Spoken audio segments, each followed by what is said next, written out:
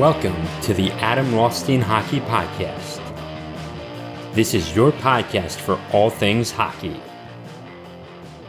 On this podcast, we talk about past history to the modern day and what you can do to grow the sport. I am your host, Adam Rothstein.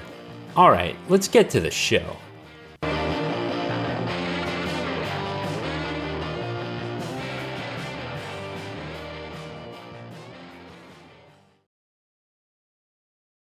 Welcome in, everybody. This is episode number 97, and the big news is that Erik Karlsson got traded to Pittsburgh, and Crosby and Malkin have someone on the blue line to back them up, someone good. Some defenseman who got 100 points last year. I mean, like there were forwards who didn't even get that much. But we're going to break it all down in a moment. First, I'd like to remind you that the audiobook Growing Hockey is coming out in 3 weeks. So just look for that. And if you want to get alerts, you can join me over at Substack at rothsteina.substack.com. A link for that will be in the description/show notes. So yeah, let's get into it. Okay, so here I'm gonna bring up the details here now for you, and okay. So details of the trade are below. Well, I'm just reading this aloud. All right, Pittsburgh acquires defenseman Erik Karlsson from. They also acquire forward Rem Pitlick. Pitlick, if I can just read right, forward Dylan Hameliuk, and San Jose's 2026 third round draft pick. San Jose acquires Pittsburgh's 2024 first round draft pick. Top 10, it has to be a top 10 protected. They also get forward Mikko Grunland, defenseman Jan Rutta, and forward Mike Hoffman, who was a Penguin for a hot second. Montreal acquires Pittsburgh's 2025 second round draft pick defenseman Jeff Petrie, goaltender Casey DeSmith, and forward Nathan Legare, or Lagar. If I can just read right, but I can't. Okay, so here's the thing. So Montreal sort of got in on this, specifically with Mike Hoffman, and I think, and I have to give credit to Dubas for, working his wizardry, getting this done. I really think that the Penguins could get, could go back to the Stanley Cup with this, because Karlsson doesn't have a ring. He doesn't have a ring. Not counting his wedding ring, but he doesn't have a ring at all, winning the cup. And I think, and being in San Jose, being in Ottawa, the historically not the best teams in the league, technically speaking, because they never won a cup and they've had so many heartbreaking seasons.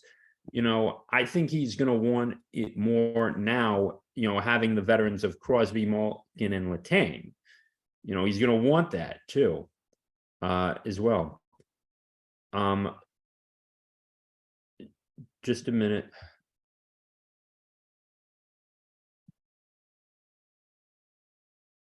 Yeah, Letang. Just had to take a brief pause break there. I really do think that that Dubas did get the better of this trade deal, and we can go through this in a moment with Dubas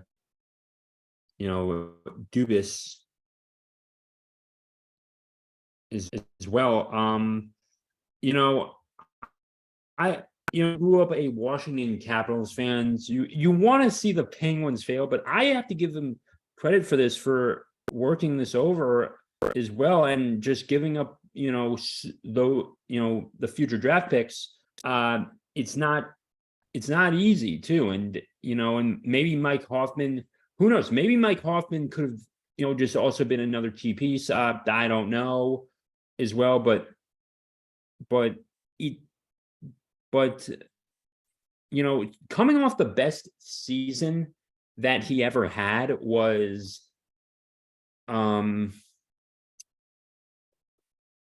with 101 points. I mean, I'm not even sure if I'm actually going to look this up real quickly, and I just did want to compare to what Ovechkin did. Ovechkin actually had a 40-goal season though, but he only got 75 points after all was said and done, and he had a plus minus of -16. Karlsson was, just knew where to pass it to, and like I've said before, do not discredit an assist. And I think, 75 assists for anyone is incredible, or 76 assists is incredible from last year. And even as a defenseman, that's pretty good. Like, that alone is almost a point a game. And he had about 33 goal. Yeah, he had like 30 something goals as well. So, okay, so 34 would be, no, that's 110. Or he had 20 something goals as well. I've got to go back to that real quickly. And okay, he had 25 goals and 76 assists, 101 points last year. And he played in all 82 games too. So that also helped him as well. And then one season where he did get play all 82 games as well for the 2015-16 run, with the Senators, he got 82 points. So he was a point per player. He was a point per game player. And as a defenseman, that's still very, incredible. And other than last year and in the 2015-2016 season, he didn't make it as a point per game player, even though he had a couple others where he got 60 and 70 a few times. So I think that he's going to be that key piece.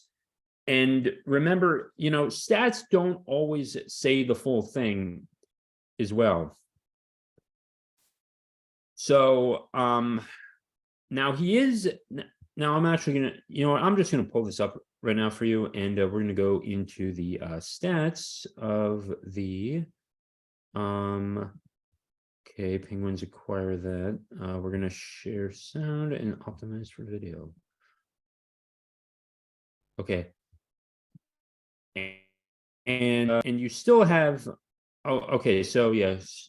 So Karlsson is signed through the 2026-2027 season. So you're going to get a few years out of him as well. So an average annual value of 11.5 million. San Jose is retaining 1.5 million of this. Pitlick is signed, so that's good for him. Karlsson, who won the Norris Trophy as NHL's best defenseman for the third time in his career in last year, we'll just say, finished with 25 goals, and just said that again. And to become a 100-point player per a season, you think this guy would be Ray Bourque, but he hasn't been as consistent. He hasn't been that guy over the years. Reading on, since entering the league in 2009 and 2010, Karlsson leads all defensemen in assists and points and ranks in goals behind only Brett Burns. So 210. through his 14 NHL seasons, he has led the league in points among defensemen on 5 different occasions. So it is still really good as well. He's not, I wouldn't say he's Ray Bourque, but he is just going to be a very effective piece going to go forward because he's in his early 30s and he just has really, really dominated the, this era of just really been dominant in the butterfly era. And I don't know how, and remember,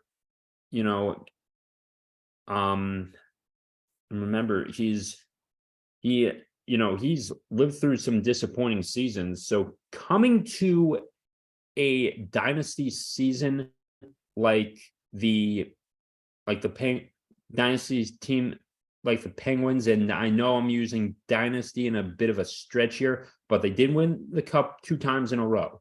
So you have to give them that. And they were very dominant in the playoffs in 2010. Capitals couldn't get past them. So you had that as well. So you do have all this as well. So here's one thing that I'll read from the article. Only 4 defensemen in NHL history have more trophies than Erik Karlsson. 3 include Bobby Orr, Nick Lidstrom, Doug Harvey is 7. Ray Bourque only won this 5 times. I actually did not know that Ray Bourque had it.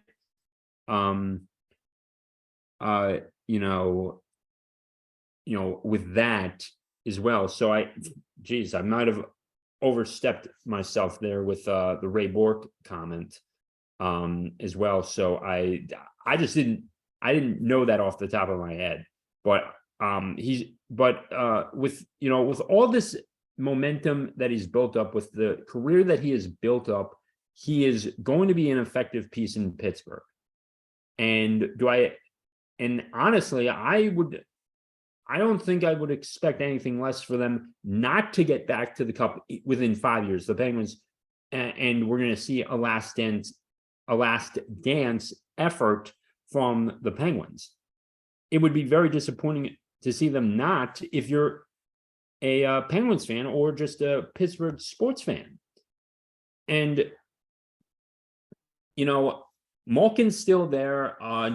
Jordan Staal is gone. They've had, arguably their best goalie ever, Marc-Andre Fleury, is gone. With playing with the Wild. I think out of all the pieces that they have lost over the years to get to where they were back in the 2016, 2017, and it could have been 2018 Stanley Cup final had the Penguins protected Fleury. So now they have a chance to come back in and win another cup. And I think Crosby's going to want, another cup and just say, hey, I won 4 cups as well. And more to the comparison of Wayne Gretzky. But he's not going to catch him in point totals, or assists or anything. What he might do is get on a point streak. So there's that.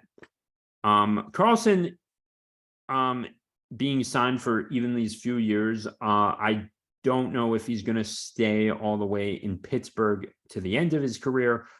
It would certainly be a good option for him to be that, to just stay put, and you still have a good core around you. But Malkin and Crosby are in their mid to late 30s or getting up there, and you got 5 years to have this last dance effort, and maybe Dubas can pull a rabbit out of his what. You know what? I'll put the E on this one. Pull a rabbit out of his ass, and maybe they'll actually win it. Now, as a Capitals / Panthers / Rangers fan, as a fan who does not like Pittsburgh, I don't want to see them win the Stanley Cup, but I think they're going to, because they've acquired the pieces necessary. The Karlsson's going to be that key piece, and you have Malkin and Crosby as well. And even though after Phil Kessel left and went to Arizona and then to Vegas, after all that, will it be enough? I think it might. I really do. I think it might, because I think Dubas pulled off a very dubious move, haha, pun intended, with this, and I don't think anyone else in the front office of most organizations would have pulled something off like this. So I'll give Dubas a lot of credit here, pulling this trade off. So good on him as well. Now, opening day is going to be very interesting. If I could stop sharing this real quickly. We're going to get this up here, and Pittsburgh Penguins.com. So we're going to take a look at opening day. I do not have the schedule on me right now, but it's going to come up shortly, and I'll give you the updates on that. I do think that when you're going to start the season, hold on, September. Jeez, browser's acting up again. Okay. Guess who they play again? Guess who they play? They are taking on Chicago on October 10th in Pittsburgh. In Pittsburgh. I was trying to be funny there. So they'll take on Mr. Bedard and the Chicago Blackhawks at 8 p.m. Eastern Standard Time, October 10th. So we're going to get to see Karlsson, Malkin, and of course Crosby go up against the ace Bedard. So we'll see how Karlsson compares to this rookie for the NHL. With the and then they have to take on the Washington Capitals, and they have to go to DC, and then they get to go back home, play Calgary, then they are on the road for a couple games, and then they finish out at home with 4 games. So I think Karlsson's going to have a good start to the season, and I think the only other 2 defensemen I would have done this for and pull out all the stops for might have been Adam Fox or Cale Makar for this, but Erik Karlsson, great choice, Kyle Dubas. Even though I'm not a Penguins fan, I'll respect the hustle, and yeah. Okay, I'm going to wrap it up here. If you liked this episode, please be sure to subscribe on Spotify, Apple Podcast, or wherever you get this podcast. Please rate this 5 stars. Write me a little review, too. I'd like to know your opinions on this as well. So just give me your thoughts on that. And with that being said, take care.